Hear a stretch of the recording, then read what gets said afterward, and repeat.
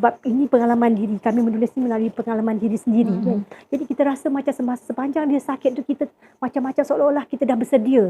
Tenang tu bukan setakat cool, diam aja. Tak, kita kena didik jiwa kita supaya menerima ini adalah takdir. Menung macam bodoh je.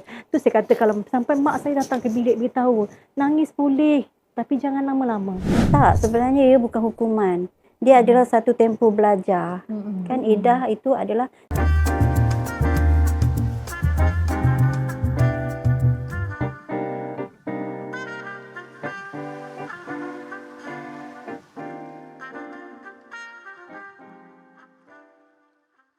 Assalamualaikum warahmatullahi taala wabarakatuh. Bismillahirrahmanirrahim. Rabbi shrah li sadri wa yassir li amri wa hlul 'uqdatam min lisani yafqahu qawli. Rabbi zidni ilma warzuqni fahma. Alhamdulillah, syukur kita kepada Allah kerana pada hari ini saya dipertemukan dengan dua orang penulis yang bukan kaleng-kaleng, yang hebat-hebat belaka, iaitu Puan Roza Roslan, lalu kepada Allahyarham Prof. Muhammad Kamil, dan juga Puan Sri Diah. Sri Diah ni nama pena. Nama betulnya Raudiah Syahrudin, kan, juga orang hebat dua-dua ni. Dan Puan Sri Diah ni saya kenal sekian lama, awal tahun 90-an. Kami dengan tim media dulu-dululah, kalau Puan Roza nak tahu. Awal-awal dulu kan, awal-awal penerbitan majalah, dulu-dulu kamilah geng-geng media yang mengejar deadline apa semua dengan kita punya penerbit-penerbit yang berasingan, tapi tim medianya tetap bersama kukuh walau di mana, kan. Itulah kami dulu. Dan tak sangka pada hari ini bertemu dengan dua penulis ni. Kalau ikutkan nama tu, bila saya tengok kan, seorang tu namanya Raudhah Roslan, kan, seorang nama Raudiah Syahrudin. Kalau ditulis dalam bahasa Arab, dua-dua tu maknanya lebih kurang, kan. Raudiah dengan Raudhah. Raudhah orang dulu-dulu kan. Maka Puan Roza dapatlah nama penanya Puan Roza, kan. Jadi pada hari ini ni kita nak mengorek lah sedikit tentang penulisan buku yang tajuknya cukup istimewa, iaitu Tenang dalam Dakapan Iddah.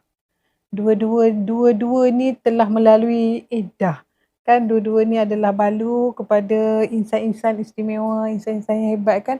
Jadi sukalah saya nak tanya sikit lah pada Puan Roza dululah, kan. Latar belakang penulisan ni, kan. Apa sebenarnya yang mendorong Puan Roza untuk menulis buku Tenang dalam Dakapan Iddah ni? Kan, sebab buku ni ada dua ni. Satu Puan Roza, satu Puan Kak Sri. Saya panggil Kak Sri lah. Kak Sri dia, ya. Kan. Jadi Puan Roza dulu. Bismillahirrahmanirrahim.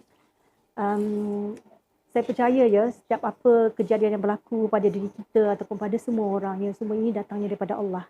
Dan saya juga percaya ilham untuk menulis buku Tenang dalam Dakapan Iddah ini juga adalah ilham daripadanya. Setelah saya dan Puan Sri Diah, ya, melalui saat iddah itu. Jadi saya cerita sikit lah, ya, macam mana ceritanya bermula. Ya, pada 14 Januari 2025, suami saya meninggal dunia. Ya, dengan penyakit yang ada padanya, ya, you name it. Dengan penyakit darah tingginya, lemah jantung, dengan kegagalan fungsi buah pinggang tahap 5. Lepas tu dia pula menjalani pembedahan bypass jantung, saluran jantungnya tersumbat. Dan terakhir, rupa-rupanya dia diserang oleh kanser paru-paru tahap 4. Ya, menurut pengalaman doktor kata sakit penyakit kanser tahap 4 ni tak ada kesembuhan, tak ada ubatnya. Dan doktor menjangkakan hanya beberapa hari saja. Ya, jadi mungkin dari pengalamannya, ya, memang benar 60 hari kemudian suami saya pun meninggal dunia.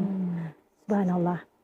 Ya, sebenarnya penyakit ini adalah asbab aja, ya, dan sebenarnya ajal ni semua memang ketentuan Allah, kan. Jadi saya, selama suami saya sakit ni, ya, dan kita mengharungi kepayahannya dengan kesakitannya, saya, sebab ini pengalaman diri, kami menulis ni melalui pengalaman diri sendiri, kan. Jadi kita rasa macam sepanjang dia sakit tu kita macam-macam seolah-olah kita dah bersedia, dah reda bila sampai masa saatnya. Ya, apa-apa kemungkinan yang berlaku yang terburuk, apa yang terburuk sekali yang akan berlaku? Kematian. Kan? Dan kita rasa kita macam dah ready. Okey, reda dengan kita tengok kesakitan yang dialami ni, kita dah reda dah. Tetapi bila sampai detik itu, subhanallah, tiba-tiba saya rasa dunia saya jadi gelap. Tiba-tiba saya rasa bingung. Saya rasa macam kosong. Saya rasa macam sunyi. Subhanallah.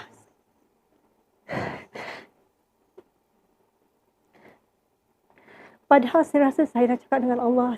Saya bercakap dengan Allah. Ya Allah, Tuanku, teruknya perasaan ni, ya Allah. Dan ya Allah, kehilangan sangat menyakitkan, ya Allah. Saya berdoa dengan Allah, ya Allah, tolong aku, ya Allah, bantu Allah. Kita baca Quran, kita berzikir, kan. Kadang-kadang saya mencari bahan-bahan rujukan, ya, untuk saya tahu aku saja ke, aku seorang ke je mengalami perasaan ini. Ada tak orang-orang lain mengalami perasaan yang sama, kan. Dan saya mencari bahan bacaan, tak ada. Memang tak ada. Yang ada cuma hukum-hukum tentang wanita perempuan di dalam iddah. Iaitu kalau perempuan yang meninggal kematian suami, iddahnya 4 bulan 10 hari. Itu memang dinyatakan dalam Quran. Bagi orang yang bercerai hidup, wanita yang bercerai hidup, iddahnya 3 bulan ataupun 3 kali haid. Kalau dah menopause, 3 bulan. Dan kalau wanita itu iddah dalam keadaan iddah sedang hamil, iddahnya hingga anaknya bersalin, anaknya dilahirkan. Jadi itulah saya fikir dalam masa tempoh iddah tu, saya cuba meluahkan perasaan. Saya menulis 2 buah buku. Yang pertama, Detik Menunggu Ajal. Yang kedua, saya menulis buku Haji Tanpa Mahram. Ya. Jadi alhamdulillah ini semua pertemuan ketua daripada Allah ketika masa hari pelancaran buku Haji Tanpa Mahram tu. Dan Allah temukan saya dengan Puan Sri Diah. Nama besar yang tak asing lagi. Duduk sebelah-sebelah. Ya. Dan saya duduk sebelah-sebelah dan saya memandang wanita ini, perempuan ini, subhanallah, sangat tenang orangnya. Senyum. Macam sentiasa senyum, sedangkan saya tahu Puan Sri Diah juga telah kematian suami, ya. Dah telah melalui waktu iddah itu. Dan bezanya suami saya meninggal di hospital, suami Puan Diah meninggal di rumah. Kan. Jadi saya nampak perempuan ni sangat tenang, sangat terkawal emosinya. Jadi saya kata, ya Allah, saya telah menulis bab fasa 1 dan 2. Ya. Jadi saya nak tulis fasa terakhir bagaimana untuk tenang, bagaimana untuk mengawal emosi itu. Sebab itulah buku kami terbagi kepada 2. Ya. Dalam buku pertama ini, Tenang Dalam Kepada Iddah, saya menulis tentang bagaimana wanita yang baru saja kematian suami, bagaimana perasaannya, bagaimana dia melaluinya dan apa perlu dilakukan. Sebaik saja suami meninggal, apa perlu dilakukan. Kalau di hospital tu apa dia kena buat. Dokumen-dokumennya. Ya, dokumen-dokumennya, dokumentasi macam nak menanamnya, menguruskan jenazahnya. Lepas habis jenazah tu apa perlu dilakukan. Kalau dia ada keso, kalau dia ada WSP, semua tu saya masukkan dalam sini melalui pengalaman saya, ya, macam mana kita perlu bertindak dalam tempoh terdekat, ya, sebab saya mencari rujukan yang lain tak ada. Jadi saya masukkan elemen itu. Dan ada juga saya masukkan elemen bagaimana khutbah pusaka tu sangat penting. Betul. Sangat penting sebab ramai orang tak tahu, ramai orang melambat-lambatkan, melewat-lewat untuk agihan harta, betul. Jadi saya masukkan juga dalam ni, dan saya masukkan dalam masa tempoh itu bagaimana kita perlu segera bangkit, segera bertindak untuk belajar sesuatu, untuk meneruskan kehidupan. Dan dalam ni ada 5 bab yang ditulis oleh Puan Sri Diah untuk buku pertama. Ya. Okey, dan untuk buku kedua, nanti untuk buku kedua pula, Puan Sri Diah menceritakan tentang bagaimana untuk tenang dan mengawal emosi dan macam-macam lah. Nanti Puan Sri Diah sendiri akan terangkan, ya. Dan ada 5 bab saya menulis dalam buku ini. Jadi, kena dapatkan 2 buku ini. Ya. Untuk tahu lebih lanjut tentang ni, boleh bertanya dengan Puan Sri Diah. InsyaAllah. Okey. Alhamdulillah.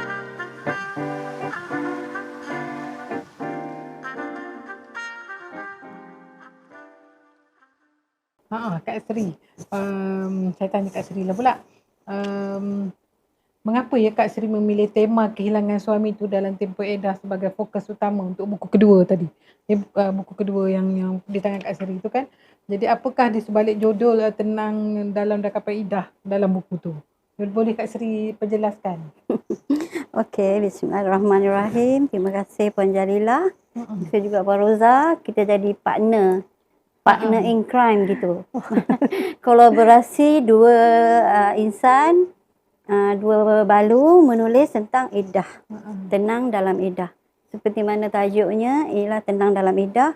Sebenarnya saya nak berkongsi rasa bahawa apa pun yang kita lalui kenalah sentiasa tenang. Sebenarnya tak ramai perempuan yang boleh bersifat tenang. Ya, betul. Sebab 90% orang kata perempuan ni kuat emosi. Saya lah tu. Ada orang kata perempuan ni bab main jiwa-jiwa ni perempuan lah. Sebab itulah mudah menangis, mudah rasa tercabar ego dia, mudah rasa macam sikit-sikit sentap. Sikit-sikit sentap. Kan? Jadi saya cuma nak sampaikan dalam buku ini tentang tenang itu. Kena tenang. Tenang tu bukan setakat cool, diam aja. Tak. Kita kena didik jiwa kita supaya menerima ini adalah takdir. Sesuatu yang Tuhan hadiahkan. Saya anggap ini hadiah daripada Allah kepada setiap balu, kerana Allah telah memberi kita satu perasaan redha. Satu perasaan yang tak semua orang alami. Masih lagi ramai yang belum merasai Edah tu. Tapi kami balu-balu ni sudah merasai Edah itu, dan kita tenang dalam Edah dan menunjukkan bahawa Tuhan sayang kita, Tuhan uji kita, Tuhan bagi ujian ini untuk kita terima ia sebagai satu hadiah. Kita bertuah sebab kita dah dapat hadiah ini. Ramai orang yang belum merasai Edah ini, kena bersiap sedia lah. Tak tahu bila. Tak tahu entah petang ni, entah esok. Entah lusa, entah 5 tahun lagi. Itu satu situasi yang membuatkan setiap perempuan patut rasa gelisah. Dan patut rasa nak buat baik je lah dengan suami. Nak buat baik. Bergaduh nak buat apa kan. Tapi bila fikir ya Allah. Ya dah tak lama lagi kan. Sebab kita tak tahu. Sebab perkara ini tak tahu. Macam saya arwah almarhum suami selama 5 tahun menanggung dugaan stroke. Stroke pertama dah baik, lepas 3 bulan kena stroke kedua. Stroke pertama sebelah kanan dah boleh sihat, dah boleh berjalan sebab buat fisioterapi, aku puncture semua. Jadi lepas 3 bulan dah elok, dah boleh berjalan. Lepas 3 bulan kena stroke kedua pula yang sebelah kiri. Itu yang membuatkan arwahnya bedridden. Jadi saya dan anak-anak menjaganya dalam situasi bedridden dalam masa 5 tahun. Masya Allah. Ketika tu Kak Sri dah bersara ke? Belum, masih lagi bekerja.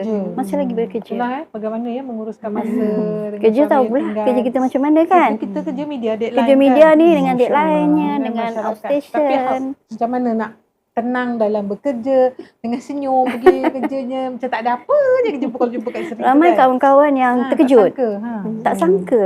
Ada seorang kawan Suami tu yang tak sangka puan jaga suami 5 tahun stroke. Sebab saya tak pernah baca cerita tentang Ya, itu. betul. Ya, Memang tak ada.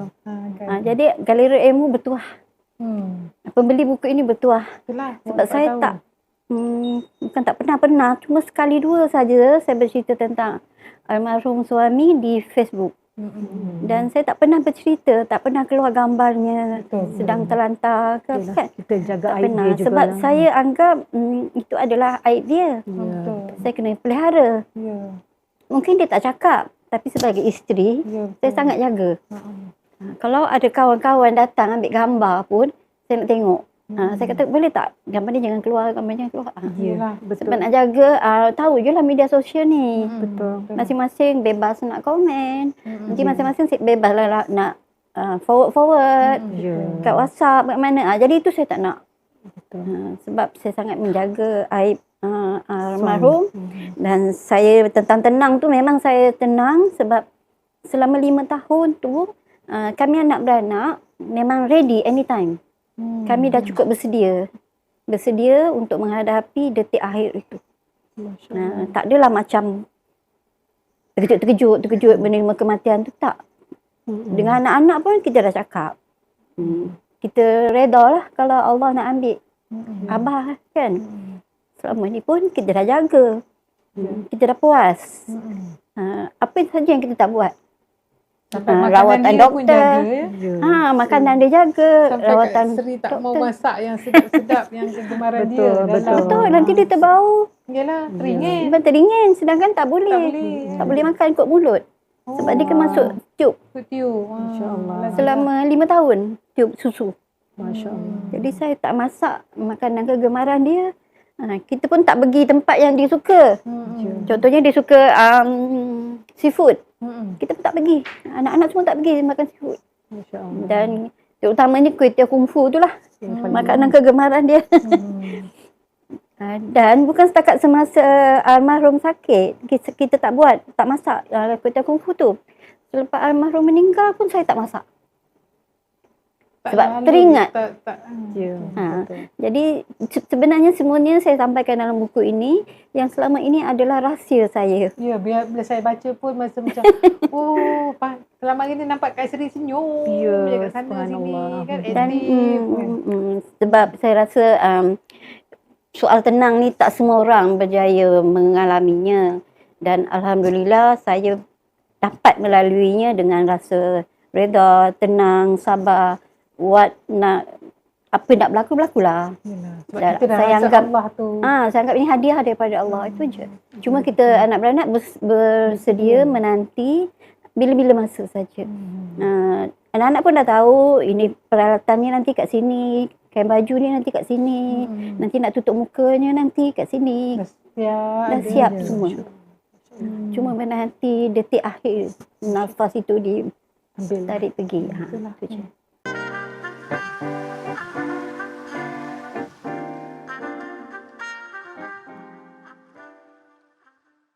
Okeylah, sebab dah ni. Baiklah, kita tanya Faroza baliklah kan, sebagai seorang yang telah melalui sendiri kan tempoh edah selepas pemanggilan suami. Apalah saat-saat yang paling sukar yang Faroza alami sepanjang tempoh tu? Adakah dah lepas-lepas je ke bumi tu dah tak nak jumpa orang dah, Masya-Allah. tutup pintu dah, kan nak nangis seorang-seorang ke dah ke kan. Itu cabaran besar jugalah kan bagi para wanita ni kan, tentang kehilangan suami kan. Kadang-kadang kita boleh cakap tau masa hidup tu, walaupun dia sakit kan, tak apa aku redha, kalau macam Faroza sebut tadi kan. Tapi bila betul-betul rasa macam putus nyawa kita kan. Kan, jadi itulah macam mana kan, pada awal edah dulu, apa perkara-perkara yang boleh Faroza kongsikan kan, apa yang kita perlu tahu, apa yang tak tahu. Baik, saya cerita ni berdasarkan pengalaman saya lah ya. Mungkin lain wanita, lain dia punya ujian dan cabaran dia kan. Tapi dengan buku ni? Ya, ada kaitan dengan buku lah, saya kongsikan sikit-sikit. Dan ada juga cerita-cerita orang-orang lain. Dan bila kita baca, rupanya yang pertama yang sama je ya, general ialah mengawal emosi. Oh, Masya Allah. Ya, nak mengawal emosi kita tu lah, saya rasa itu yang perlukan, kita kena ada keiman. Kalau kita melayan-layan sangat, rasanya boleh dengar rasukan syaitan. Ya, sebab kita rasa macam dia lah orang yang dengan kita daripada kita menikah ke sana ke sini dengan dia, semua sekali dia yang uruskan. Macam saya lah ya. Bil telefon dia bayar, bil api dia bayar, semua dia buat, memandu pun dia. Saya ni macam main besar. Saya rasalah dimuliakan. Dan anak-anak saya, dia kata apa, budak Gen Z sekarang kata dia mama ni macam princess apa? Princess entah ada lah dia punya princess princess apa? Siapa Gen Z kat sini? Gen Z, siapa Gen Z? Kalau kita zaman main besar kan, ni macam princess macam princess lah dilayan nak semua ni. Itu dia buat. Jadi semua saya tak pandai, tak tahu. Jadi sebaik saja dia meninggal ya, keesokan harinya dan masa bulan pertama tu, saya macam bermula saya rasa macam saya macam nak melupakan dunia. Saya rasa itu cabaran saya pertama. Saya rasa macam saya tak nak tahu apa yang berlaku. Saya nak fokus pada diri saya nak menangis semaunya. Kalau boleh saya bangun tidur tu, solat saja, lepas tu saya nak duduk saja-saja. Macam itu je perasaan dia. Sunyi, sepi, termenung macam bodoh. Macam bodoh je. Tu saya kata kalau sampai mak saya datang ke bilik beritahu, nangis boleh, tapi jangan lama-lama. Ingat Allah, mak pesan. Ingat Allah, solat, mengadu dengan Allah. Sebab Allah yang bagi jodoh kita, ini semua takdir Allah. Awak kata awak reda, tapi macam ini perangai awak yang reda ni. Biasa ramai yang mengalami macam ni. Ya, lepas tu dia suruh baca Quran, berzikir kan, semua subhanallah. Kita buat semua. Tapi memang bohong lah kalau kata kita tak ada perasaan tu. Ya. Dan yang keduanya, masa dah masuk bulan pertama tu saya macam dah tak nak kisah, tak nak buat semua. Tapi bila masuk bulan kedua, bil elektrik kena bayar. Bil api, bil elektrik, bil maintenance rumah ni kena bayar, kereta, kondo kereta kena bayar, servis, handphone nak kena bayar, internet, semua sekali. Dah nak buat macam mana? Sedangkan semuanya dalam handphone suami saya. Dan semua dalam handphone ni, semuanya aplikasi ni ada password. Masya Allah, password pun saya tak tahu. Padahal saya rasa suami saya dah tinggalkan semua segala dia punya aplikasi dia tu, ini password-passwordnya. Tak tahu diletak kat mana.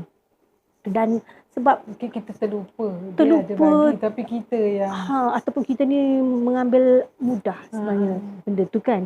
Dia dah catat kat buku tu pun tak tahu kat mana. Subhanallah. Memang masa tu saya rasa macam bingung lah. Tak pernah saya rasa perasaan macam tu lah. Saya rasa tak dapat dikontrol perasaan tu. Tu sebab saya sangat envy dengan Puan Sri. Dia sangat tenang mengawal emosi. Okey, jadinya tapi macam Puan Sri kata tadi, ini adalah hadiah daripada Allah. Jadi dari situ saya kata aku tak boleh macam ini ni. Hutang makin lama makin banyak ni aku kena bayar. Kan? Sebabnya akaun dia telah dibukukan, akaun kami bersama pun dah dibekukan sebab nak masuk dalam faraid ni. Ya, nak difaraidkan.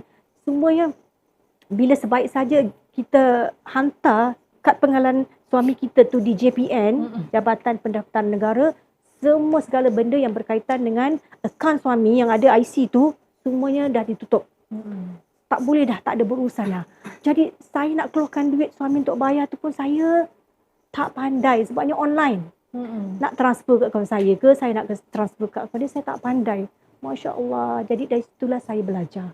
Anak ajar mama macam ni. Ambil telefon mama, daftar untuk bayar segala pembayaran ni online. Tak ada nak bayar elektrik, mari saya bukakan PNB. Nak bayar apa lagi? Telefon, bukakan telefon. Jadi satu persatu. Saya catat satu persatu. Sebab saya fikir, saya tahu nanti kalau anak saya dah keluar ni, saya tinggal seorang-seorang. Ya, betul. Ya, memang kalau kita tak buat tu, kita sukar. Dan ini adalah pelajaran, Masya Allah, nikmat yang paling besar yang Allah bagi pada saya. Bangun, berdiri untuk berdikari. Masya Allah. Jadi dalam tempoh iddah tu saya kata, Ya Allah, terima kasih Allah. Ini adalah nikmat yang tak terperi yang kau beri padaku. Ya, sebab selama ini kita sangat bergantung sangat, berharap pada dia, melepas tangan. Dan Allah sebenarnya nak mengajar kita sesuatu. Baik masa dia dah terpergi, sekarang giliran kau pula. Sebab satu hari nanti kita pun akan pergi juga menghadap Allah. Kita juga perlu menyediakan bekalan untuk kita buat pulang. Bila sampai ajal. Kan? Dia kena bangkit segera. Tak boleh nak sedih berlama-lama. Kena bangun buat sesuatu untuk diri dan keluarga. Sebab selepas bila suami meninggal, kita pula mengambil alih urusan keluarga.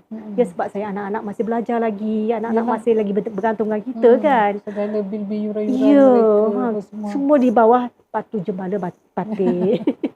Jadi itulah saya kata, Ya Allah, saya kena belajar. Dan jadi saya berharap kalau sekiranya ada wanita-wanita, perempuan-perempuan di luar sana yang di dalam iddah ke ataupun telah bakal menghadapi saat detik itu, ya, sebab kita tak tahu ni. Bakal tu yang sebenarnya bakal, yang kita, betul. Kita nak patut hadiahkan kepada yang bakal. Ya, sama ada dalam kita semua bakal. Ya, bakal. Bila sampai detik itu, bagaimana nak melakukannya? Kan? Bagaimana kita nak bertindak? Macam mana kita nak bergerak? Subhanallah, ya. Dan memang saya rasa buku ini catatan pengalaman yang saya rasa peribadi yang saya sentiasa berdoa pada Allah lah. Mudah-mudahan dia bermanfaat dan memberi manfaat pada ramai orang. Ya.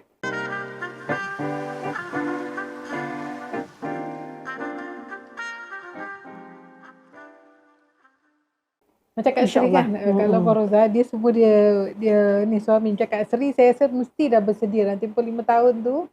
segala bil-bil utility apa semua tu Oh. memang kat Saya sini lah. pula sejak berkahwin, semuanya saya buat. Masya Allah. Suami cuma bagi duit je. Macam saya. Sebulan dia bagi peruntukan, ini untuk anak, ini untuk rumah, ini untuk bil. Dia bagi lansam. Boleh tenang. Dia bagi lansam kepada saya, jadi saya lah akan agih-agihkan. Masya Allah. Jadi dalam fikiran dia tak ingat tu dah. Dia dah bagi tanggungjawab dia, dah bagi nafkah, dah bagi semua, dia dah fikir lain. Dia tak fikir pasal bil dah, dia tak fikir hal lain, pasal rumah, beras ke dapur ke apa, tak. Semua urusan saya. Jadi alhamdulillah lah saya dah boleh anggap perkara tu macam satu tanggungjawab. Sejak hari pertama berkahwin, membina rumah tangga, semua itu batu jemala saya. Saya cuma dapat duit je daripada dia. Bila cukup bulan je saya dah minta. Kan nak mini, nak bayar ni. Jadi dia tak fikir dah semua tu. Fikiran dia lebih kepada tugasnya lah. Saya Kak Sri, saya nak bagi duit pada mak saya pun suami saya yang tolong masukkan. Saya nak beli barang-barang apa dalam Shopee ke Lazada pun dia yang kena bayarkan. Jadi saya tak dapat rahsia lah apa benda-benda barang yang rahsia-rahsia yang kita nak beli tu kan. Kat Bank Paroza apa Iya, semuanya dia pegang. Semua Akaun bank dia saya. Rosa dia tak tahu apa. Dia Allah kata, Akbar. Rosa saya, Password dia tahu akaun masak ikan. Kan apa semua kan. itulah password akaun bank saya pun Masing-masing dia yang dia tahu. pegang. Dia yang pegang. masing-masing kan. Dia pernah Rosa kata sampai nak pergi haji pun sampai dia ngeletar. Sampai doktor kata tekanan darah dia naik tu. Mungkin sebab bukan tekanan darah tinggi kan. Ya, Tapi kerana sebab ketakutan lah. dilepaskan oleh suami untuk mengurus sendiri. Kan? Pergi sendiri. Dia yakin, dia percaya, saya uruskan, saya boleh urus semua tu. Dia kata. Dan lepaslah semua pada pergi saya. sendiri, pergi haji Dan pun kalau sendiri. pergi haji pun sendiri seorang. Bukan uruskan. Jadi apabila tak cukup duit ke apa ke, ada yang kurang ke apa, saya pun diam je lah. Sebab saya dah anggap dia dah bagi dah. Yang kurang tu saya kena top up. Katalah bulan tu ada terlebih sikit ke apa ke, terlebih pakai elektrik ke apa ke. Saya tak cakap dengan dia bulan ni cukup banyak tau. Apa ke, saya tak cakap. Saya tak nak dia pening kepala, saya tambah je lah. Terlebih 100 ke apa ke, saya tambah. Macam tu juga kalau nak beli apa-apa, saya beli. Tak perlu tanya. Sebab dia dah percaya, dia dah bagi green light semua tu. Jadi saya rasa alhamdulillah lah. Dalam kesibukan bekerja, saya pun boleh agih-agihkan perkara macam tu. Kadang-kadang dia sakit pun kita dah bersedia kan. Cuma saya tanya Puan Seri, Kak Seri kan, Kak, macam apa iddah tu kan, ada orang rasa macam hukuman. Tapi bagi Kak Seri, adakah itu rasa satu pemulihan? Macam mana? Ya, betul. Jangan salah anggap. Kan ramai yang anggap iddah tu satu hukuman. Dia satu tak boleh negeri sini. Kan sampai satu hukuman. Terima sajalah. Kan. Tak, sebenarnya ia bukan hukuman. Dia adalah satu tempoh belajar. Kan iddah itu adalah tempoh kita belajar bagaimana Allah dah mengatur hidup kita. Allah dah atur hidup kita, kamu akan jadi balu pada usia ini. Kamu akan jadi balu pada tarikh ini. Jam berapa? 2 hari bulan September 2023. Pukul 4.30 petang kamu akan jadi balu. Jadi Tuhan dah set dah semua tu. Kita yang tak tahu bila. Jadi bila tiba detik itu, saya tak anggap itu satu tamparan, satu yang mengejutkan. Saya kata okey, dah tiba masanya, saya terima, saya reda. Dan ini adalah tanggungjawab saya untuk menjaga iddah saya selama 4 bulan 10 hari itu. Dan ikut dengan apa-apa peraturannya lah, seperti mana yang kita dah baca sebelum ini. Betul macam kata Puan Rosa, kita dah baca semua tu. Tapi belum mengalaminya. Tapi apa yang kita baca itu adalah fakta. Tak ada langsung sentuh tentang jiwa. Tak ada langsung sentuh tentang perasaan. Tak ada sentuh tentang bagaimana nak mengatasi, nak mengalaminya. Tak cerita pun bagaimana tanggapan orang. Sikit pun tak sentuh tentang perasaan kita yang ditinggalkan ni. Tak ada buku yang merujuk kepada situasi itu. Jadi dapatkan. Jadi dalam buku 2 naskah ini, yang satu Puan Rosa punya, yang satu saya punya, adalah perkongsian bagaimana kita nak menerima takdir itu bagi seorang perempuan, mengikut kata hati perempuan, perasaan seorang perempuan. Dan lebih daripada itu, bagaimana orang luar patut baca, yang belum jadi balu, patut baca buku ini, bagaimana dia nak melayan perasaan seorang balu. Buku tu yang tak ada ada. anak kecil, Buku tu tak ada di pasaran. Yang ada yang muda-muda. Bagi Ya, kami betul. alhamdulillah anak dah besar-besar, Betul. semua dah ada dah cukup diberi pelajaran semua. Tapi bayangkan pada perempuan yang mengalami iddah, anak 2-3 orang berdiri masih sekolah. kecil kan. Dia pula tak ada pekerjaan. Ya, betul. Banyak perkara yang dia alami seorang diri. Ya. Dia tak ada tempat nak mengadu, dia tak ada bahan bacaan yang dapat pujuk hati dia. Jadi dalam buku ni kita cerita yang apa yang tak ada dalam buku iddah yang lain. Ya, betul. Ini satu-satunya buku iddah yang pertama kali terbit bercakap tentang rasa, bercakap tentang faham. Rasa kita rasa, faham tu orang luar kena faham. Kita yang menjalani iddah ni macam mana.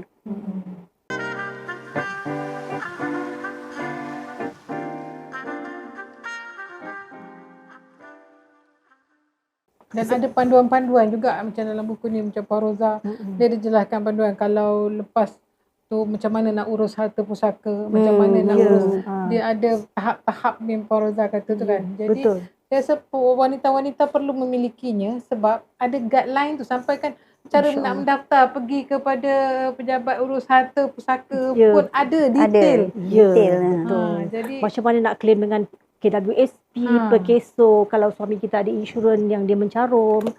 So semua tu kena tahu tu. Kalau tidak kan kita biarkan macam itu, benda tu terlepas macam tu saja. Kalau macam ada khairat kematian, mungkin dia ada sebenarnya tau untuk menguruskan jenazah. Jadi kita kena tahu benda tu. Saya sambung sikit yang Puan Sri beritahu tentang cerita-cerita kisah bagaimana pengalaman tu kan.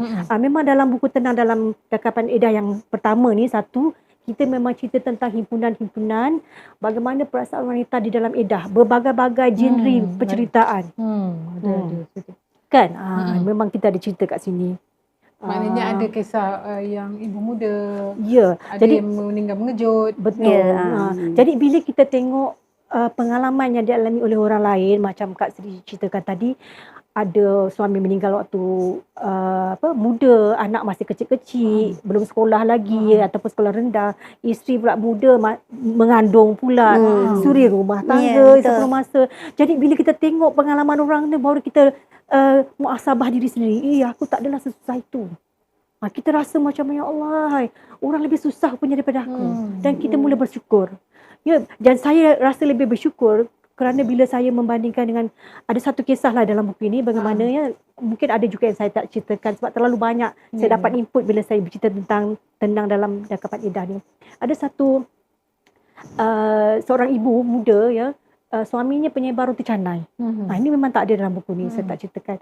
Menyebar roti canai dan anak dia masih kecil-kecil lagi, dan isterinya suri rumah tangga sepenuh masa. Cuma membantu suaminya hujung-hujung minggu je. Jadi bila suami dia meninggal, Masya Allah, baru dia rasa menyesal. Ya Allah, kenapalah selama suami aku hidup, aku tak pernah langsung nak belajar. Macam mana nak menebar? Ni nak makan apa ni anak-anak sekolah ni? Jadi masa itulah dia mula, gerainya terpaksa dia tutup, sebab dia dalam iddah dan anak tak ada siapa jaga. Jadi situ dia belajar menebar. Menebar. Hari pertama, hari kedua, hari ketiga memang mula-mula tak cantik lah kejadiannya. Tapi bila dah terlalu lama dah cantik, baru dia frozen kan, dijual pada jiran-jiran. Dan dari situ saya nampak macam mana Allah ni sebenarnya nak mengajar wanita ini untuk berdiri kuat. Rezeki tu ada. Rezeki tu Allah kan, Allah yang tentukan. Jadi bila habis tempoh iddah dia dah mula mahir. Sebabnya mahir tiap-tiap hari menebar ni. Dan tiap hari frozen, timbun-timbun frozen dia tu, dia buka aja. Jadi bila dia menebar tu, dah adalah skill tu. Dan kalau pelanggan terlalu ramai, dia kata dah ada yang frozen tu. Subhanallah. Dan baru dia rasa, ya Allah, Allah ni maha baik sebenarnya. Kan? Subhanallah. Dan Allah sebenarnya tak lepaskan. Apa saja yang Allah lakukan tu tak sia-sia, insya-Allah.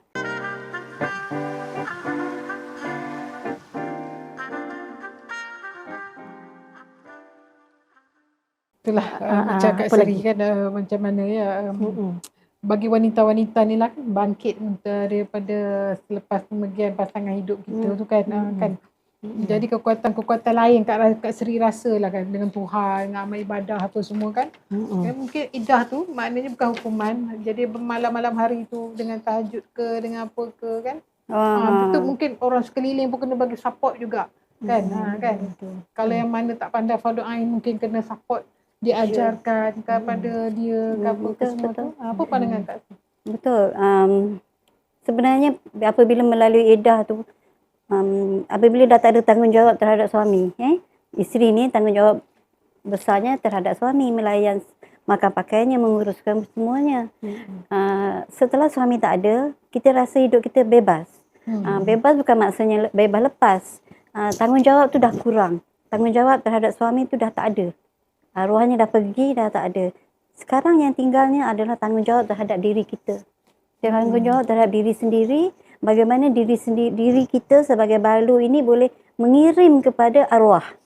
Mengirim sesuatu untuk arwah. Kita lepas tanggungjawab nak menjaga suami.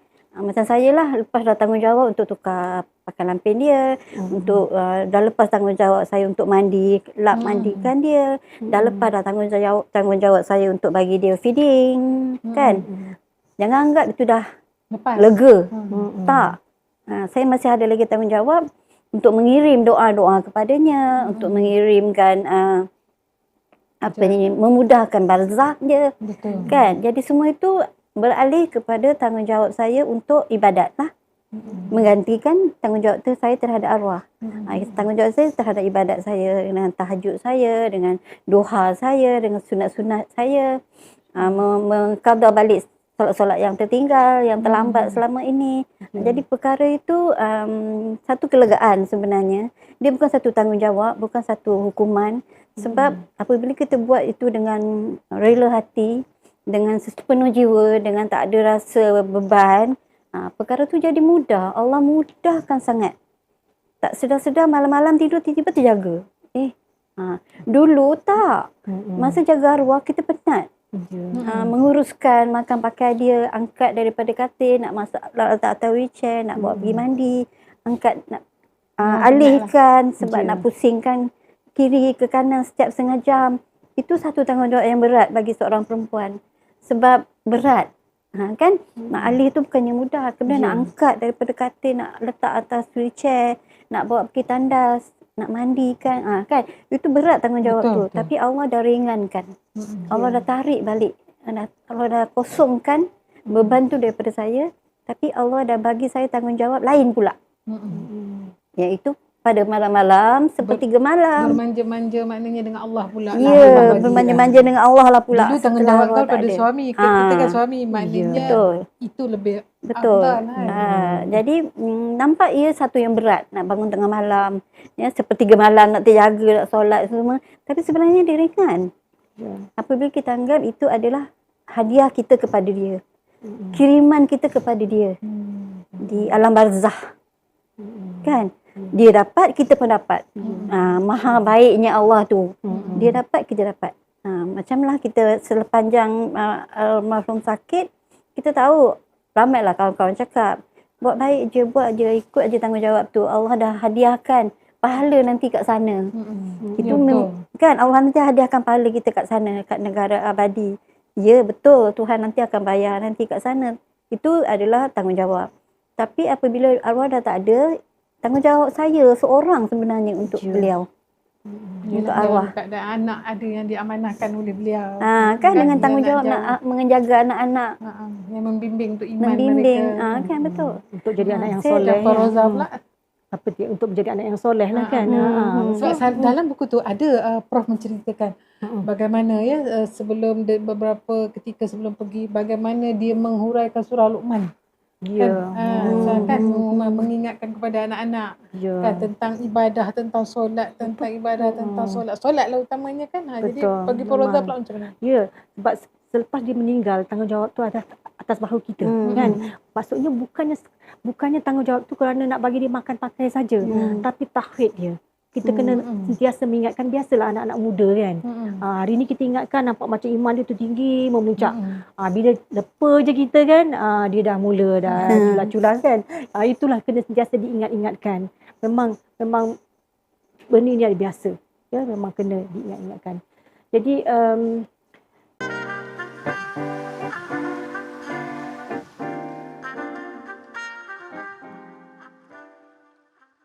Maknanya kalau macam sekarang kan bila dah boleh keluar rumah, dah boleh, so macam mana pesanan lah pada wanita-wanita kan selaku kita yang bergelar balu kan, dari segi penampilan apa Ya, semua kan. okey. Sebab tu saya fikir kan buku ni perlu dibaca oleh semua orang. Ya, bukan baik lelaki, baik perempuan semuanya kena tahu, kena ada. Kita kena beli untuk diri sendiri, kena hadiahkan juga pada orang lain. Betul, hadiahkan. Semua pada Suami wanita beli hadiahkan kepada isteri. betul. Kalau abang tak ada, baca ni buku kita- dalam buku ni macam-macam ada.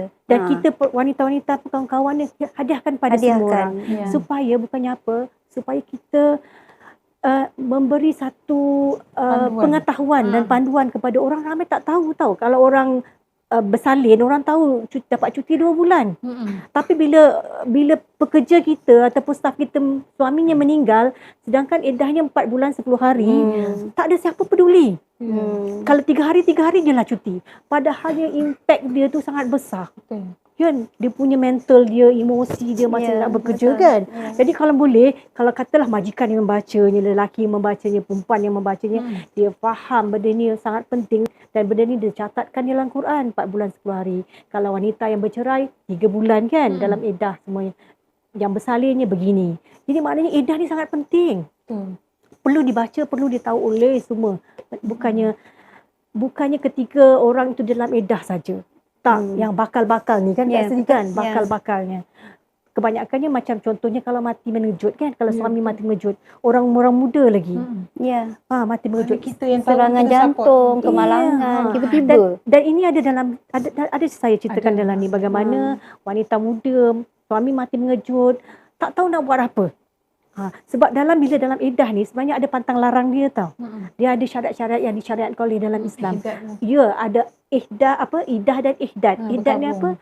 Berkabung. Bila baik saja suami kita meninggal, jadi kita terus kita iddah dan ihdad kita terus sekali serta-merta. Dia ibarat kalau lepas solat jenazah tu, kalau di masjid tu ibarat serta-merta.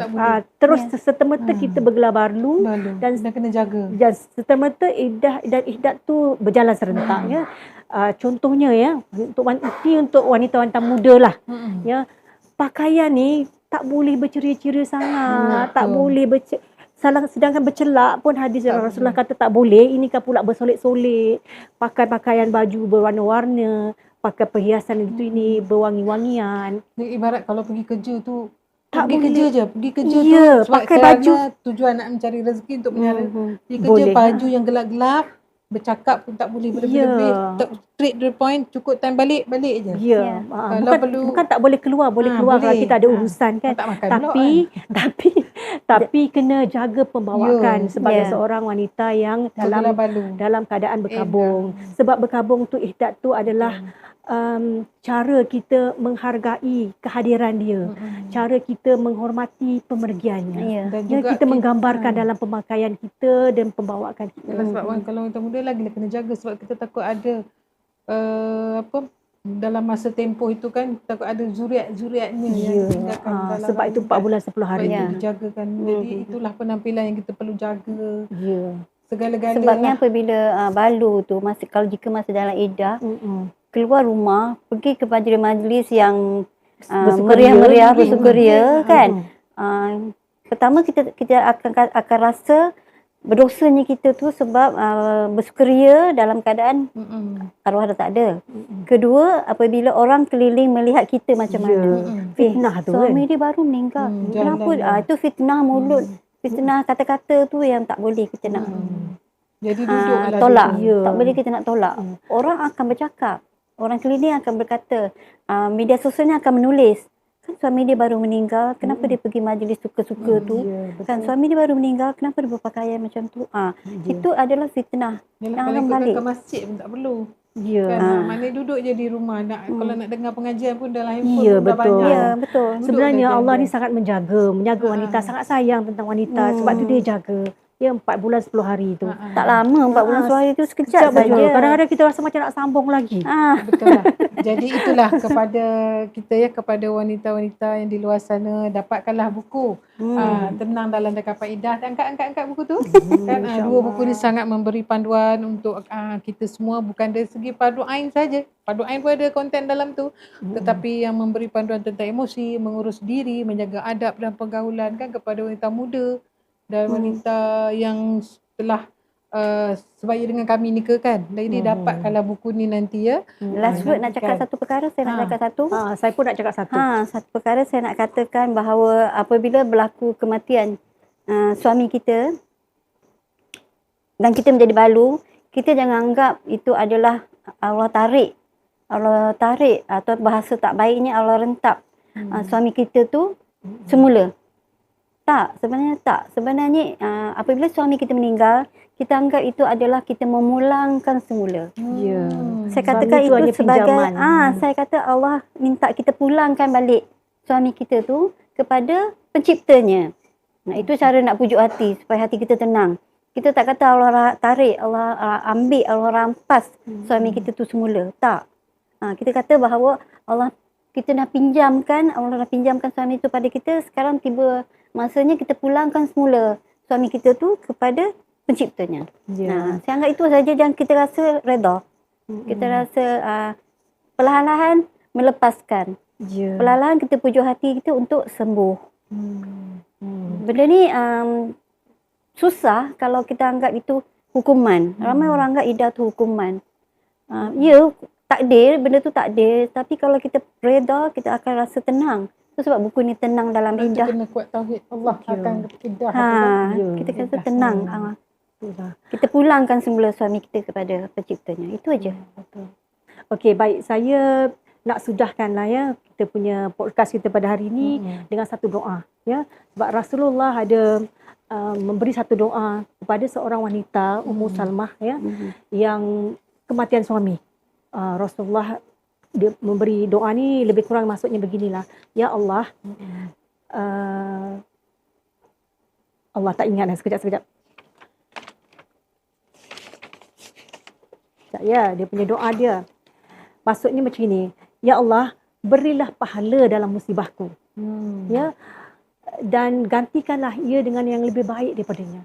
Ya, jadi pada wanita yang dalam dekapan idah ataupun bukan dalam idah pun dalam musibah, ya, dalam kesedihan yang melampau ke, kita bacalah doa yang diberikan oleh Rasulullah. Apa doanya? Ya Allah, berikanlah. Ya Allah, berikanlah pahala. Ya Allah, berikanlah pahala. Ya Allah, berikanlah pahala dalam musibahku ini dan gantikanlah ia dengan perkara yang lebih baik lagi. Ya, insya-Allah. Mudah-mudahan kita tenang dalam dekapan idah. Insya-Allah. Sekian, wabillahi. Assalamualaikum warahmatullahi taala wabarakatuh.